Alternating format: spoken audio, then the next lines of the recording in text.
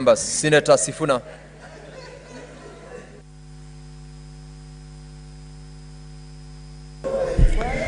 Mr. Speaker, nothing surprises me anymore these days. I have listened quietly in shock as a classmate of mine at the University of Nairobi Law School misleads the House on the provisions of the fourth schedule of the Constitution of this country that very clearly, Mr. Speaker, distinguishes between housing policy that is a national government and housing itself, which is a devolved function.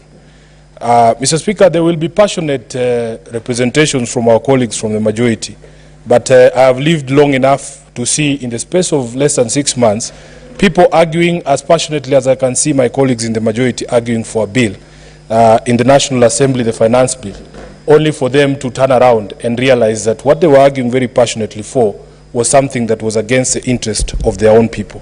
We in the minority have objected to this bill, and I want to go on record as objecting to this bill on principle, because we believe that housing is a devolved function, and as a senator sworn to protect devolution and the interest of their counties, I cannot in good faith support this particular bill.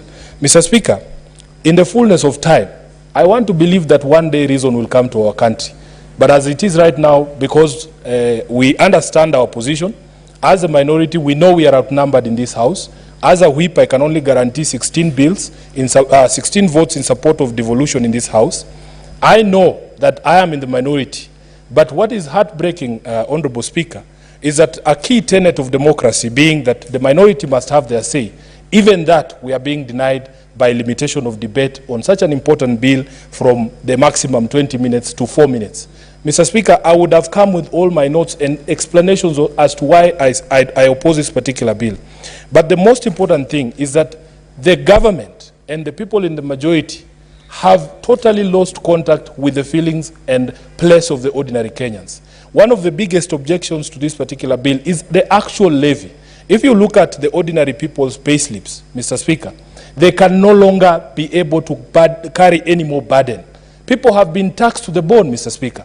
So that even if you look at the payslips of these members of parliament here, many of them are going to be earning negative salaries if you impose this particular bill, this particular levy.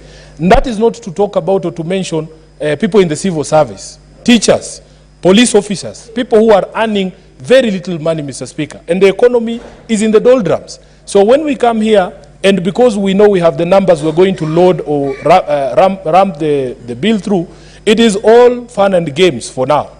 And of course, as a politician, I pray that one of these fine days, we will be in the position that you are now, but that at least for us, we know that we will use the power that we get for good and not to ram things through simply because we have the numbers. Mr. Speaker, in this House, if we are going to continue like this, then possibly there is no point of debating. We should behave the way the Speaker has behaved today, putting the question without bothering to hear the other side. Mr. Speaker, we know we don't have the votes to carry through these bills and these motions. Please allow us to speak on them. That is the key tenet of democracy. And I can say, without fear of ever, that today I'm embarrassed, Mr. Speaker, that you are my classmate at the law school in the University of Nairobi. I thank you, Mr. Speaker. Senator Rita Mulgor.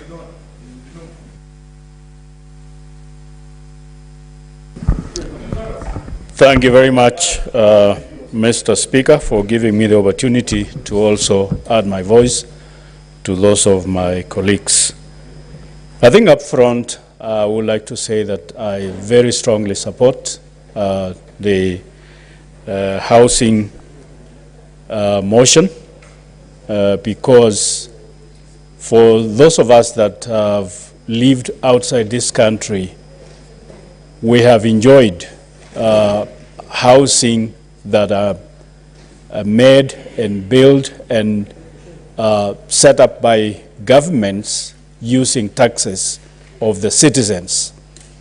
I remember I was working as a librarian in a university and a foreign student, and whatever little money I got after working for 2 weeks, the system made sure that I paid tax, whether I liked or not, and whether I was a student or a full-time worker. And so we visit places and see wonderful housing setting, and people live in better houses. And we wish it happens in Kenya. And it cannot happen unless we go by the way of taxation and housing levy, the way the government has set. And in addition to living in better houses, in better settings, job opportunities are guaranteed, that people that have probably not been able to work and earn anything will now earn from these constructions that are going on. And they will be able to pay school fees for their children, and they will be able